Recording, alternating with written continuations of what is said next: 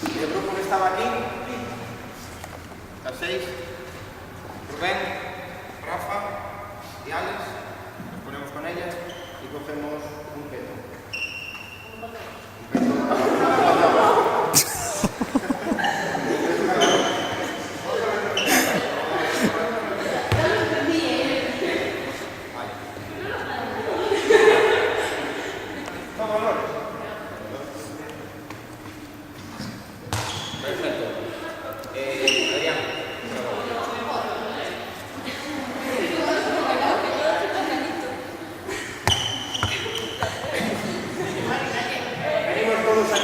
Venimos todos a este medio campo de aquí.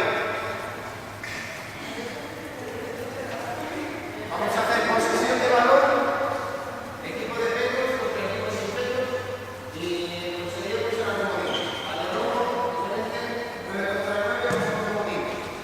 Lo que no podemos hacer es correr con el balón. No podemos pasar.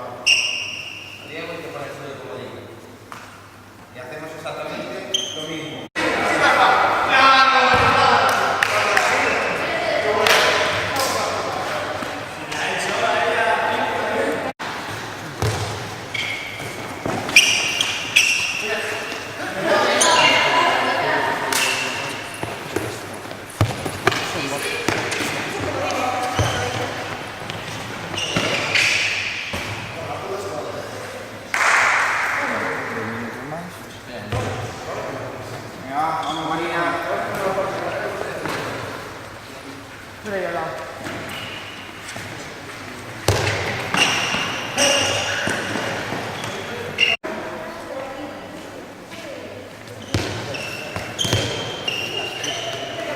Vale, escuchamos todos.